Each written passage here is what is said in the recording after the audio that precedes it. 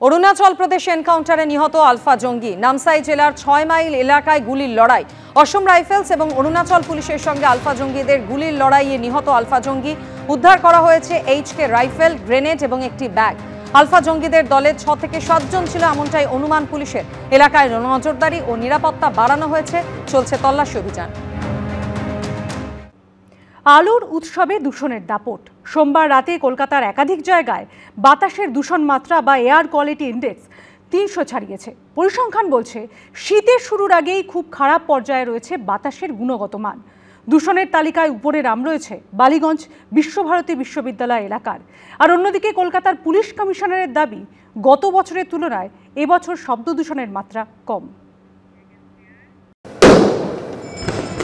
রাত যত বেড়েছে ততই বেড়েছে শব্দ দানবের দাপট।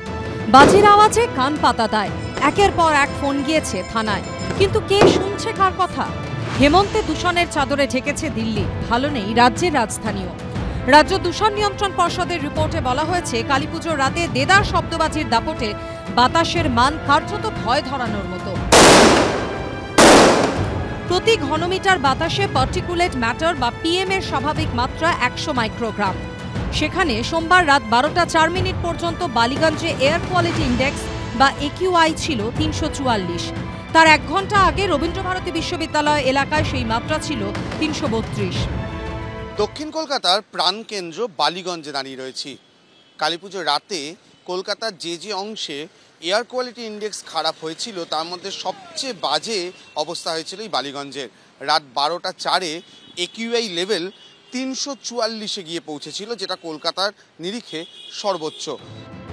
রাজ্য দূষণ নিয়ন্ত্রণ পর্ষদের পরিমাপ অনুযায়ী রাত 12টা বেজে 4 মিনিট পর্যন্ত বিধাননগর এলাকায় সর্বোচ্চ দূষণের মাত্রা ছিল 330। একই সময় পর্যন্ত রবীন্দ্র সরোবর এলাকায় সর্বোচ্চ দূষণের মাত্রা ছিল 324। সেই তুলনায় তালিকায় নিচের দিকে নাম রয়েছে ঢাকুরিয়ার। সেখানে রাত 11টা 5 মিনিট পর্যন্ত সর্বোচ্চ দূষণের মাত্রা ছিল 315। কালীপুজোর রাতে কলকাতার বিভিন্ন প্রান্তে এয়ার কোয়ালিটি কোন পরিস্থিতিতে দাঁড়িয়েছিল? উত্তর কলকাতা BT রোড সংলগ্ন এই রবীন্দ্রভারতী বিশ্ববিদ্যালয়তে মাপা হয় এই অঞ্চলের এয়ার কোয়ালিটি, এবং রবীন্দ্রভারতী বিশ্ববিদ্যালয়ের পাশে বিস্তীর্ণ জায়গা জুড়ে এই BT রোডের আশেপাশেই কিন্তু বরানগর, উত্তর কলকাতা এবং উত্তর শহরতলি। যদি হিসেব দেখা যায় যেটা দিয়ে মাপা হয়, অর্থাৎ PM10, তার মাত্রা গতকাল রাত্রিবেলা সর্বোচ্চ পৌঁছয় 11টা 5-এ। রাত 11টা 5-এ প্রায় 315 AQI লেভেল কিন্তু উঠে গিয়েছিল। কি এই পার্টিকুলেট ম্যাটার বা PM? পার্টিকুলেট ম্যাটার বা PM হচ্ছে বাতাসের মধ্যে মিশে থাকা কঠিন বা তরল কণা। আমাদের মাথার একটি চুলের পরিধির 5 থেকে 7 গুণ ছোট হচ্ছে বাতাসের সবথেকে বড় ধূলিকণার পরিমাপ, যাকে বলা হয় PM10 বা পার্টিকুলেট ম্যাটার 10। আর তার 4 ভাগের 1 ভাগ আকারের ছোট কণার পরিমাপ পার্টিকুলেট ম্যাটার 2.5 বা PM 2.5। প্রশ্বাসের সঙ্গে যা আমাদের শরীরে ঢোকে, সহনশীল মাত্রা ছাড়ালেই শরীরে সৃষ্টি করে নানান জটিলতা, ডেকে আনতে পারে মৃত্যু। এয়ার কোয়ালিটি ইন্ডেক্স বা AQI 0 থেকে 50 হলে বাতাসের মান খুব ভালো, 51 থেকে 100-র মধ্যে হলে তা সন্তোষজনক, আর 101 থেকে 200 হলে তা মডারেট বা মোটামুটি। AQI 200 থেকে 300 পর্যন্ত থাকলে সেখানকার বায়ু দূষণ উদ্বেগজনক। এই বাতাসে বেশিক্ষণ থাকলে ফুসফুসের সমস্যা বা শ্বাসকষ্ট হতে পারে। 301 থেকে 400 পর্যন্ত পৌঁছে গেলে তা মারাত্মক। 401 থেকে 500 তীব্র দূষণের সূচক। এরকম জায়গায় বেশিক্ষণ নিঃশ্বাস নিলে শ্বাসযন্ত্রের মারাত্মক সমস্যা হতে পারে। যদিও কলকাতা মেয়র ফিরহাদ হাকিমের দাবি, সেন্ট্রাল পলিউশন কন্ট্রোল বোর্ডের পরিসংখ্যান অনুযায়ী মঙ্গলবার কলকাতার এয়ার কোয়ালিটি ইন্ডেক্স বা AQI 174, আর দিল্লিতে তা 351, লখনৌতে 250, পাটনায় 226, অমৃতসরে 224 এবং মুম্বাইতে 211। মঙ্গলবার সকালে প্রায় গ্যাস চেম্বারে পরিণত হয় রাজধানী দিল্লি।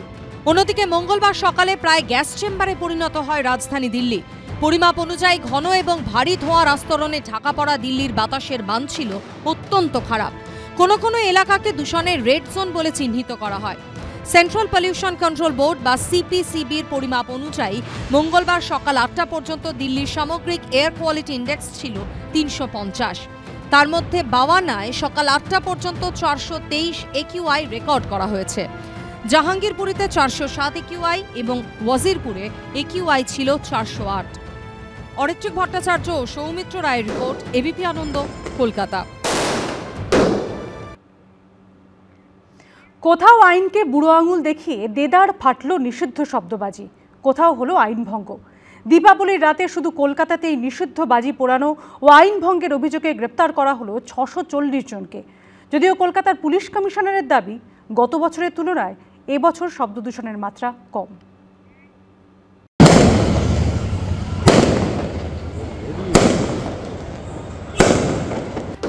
কান ফাটানো শব্দ, কালীপুজোর রাতে ফিরল সেই চেনা ছবিটা।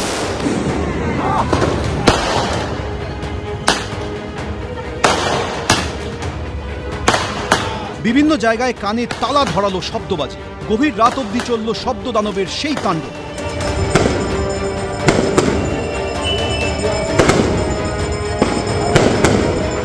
এবারও শব্দকে জব্দ করতে পারল না বিধিনিষেধ। পরিস্থিতি অন্যান্য বারের তুলনায় ভেতরে তো আওয়াজ নেই, ভেতরটাকে নিয়ন্ত্রণে আছে, কিন্তু 82 ডেসিবেল 85 ডেসিবেলের মতো পাওয়া যাচ্ছে, এবং সেটা কাঙ্ক্ষিত নয়। 125 ডেসিবেল মানে কি, সেটা আপনার হচ্ছে 5 মিটারে 125 ডেসিবেল, 4 মিটার আপনি কত দূর থেকে কি আওয়াজ পাচ্ছেন সেটা নির্ভর করে। আপনি 500 মিটার দূর থেকেই আওয়াজ পাচ্ছেন। অরিজিনালি যখন যেখান থেকে জেনারেট করছে শব্দটা, যেখানে এটার উৎস আর কি, যেখানে ফাটানো হচ্ছে, সেখানে এটা 400-500 আছে। যদিও কলকাতার পুলিশ কমিশনারের দাবি, গত বছরের তুলনায় এবছর শব্দ দূষণের মাত্রা কম। 90 ডেসিবেল যদি শব্দ থাকে তাহলে তো উইদিন লিমিট আছে, 125 ইজ দ্য লিমিট। অ্যান্ড যেটা এয়ার পলিউশনের আপনারা কথা বলছেন, গতকাল ইভিনিং 6টা অবধি আমরা মনিটর করেছি, তখন অবধি সারা ভারতে কলকাতা মেট্রোতে অনেকটাই কম ছিল। অ্যান্ড রাত্রি 10টা আর 12টার রিপোর্ট আমরা দেখে অ্যানালিসিস করব, কিন্তু আমার যতটুকু ধারণা আছে, আমরা তো বিভিন্ন জায়গায় ঘুরেছি, শব্দ দূষণ বা বায়ু প্রদূষণ কম্পারেটিভলি গত বছর থেকে অ্যান্ড কম্পারেটিভলি বাকি যত মেট্রো বা বড় সিটি আছে ওখান থেকে অনেক কম আছে। কলকাতা পুলিশ সূত্রে খবর, দীপাবলির রাতে শুধু কলকাতাতেই নিষিদ্ধ বাজি পোড়ানো এবং আইন ভঙ্গের অভিযোগে গ্রেফতার করা হয়েছে 640 জনকে। এর মধ্যে বাজি সংক্রান্ত অভিযোগে গ্রেফতার করা হয়েছে 183 জনকে। প্রায় 852 কেজি নিষিদ্ধ শব্দবাজি উদ্ধার হয়েছে কলকাতায়। পার্থপ্রতিম ঘোষ, সৌমিত্র রায়, সুদীপ্ত আচার্য, এবিপি আনন্দ। অবশেষে অপেক্ষার অবসান, মাথায় ঝুঁটি, পরনে লাল চুড়িদার। দীপাবলিতে মেয়ে দুয়াকে কোলে নিয়ে ছবি পোস্ট করলেন দীপিকা রণবীর, আর সেই ছবি সোশ্যাল মিডিয়ায় পোস্ট হতেই একেবারে ভাইরাল হলো।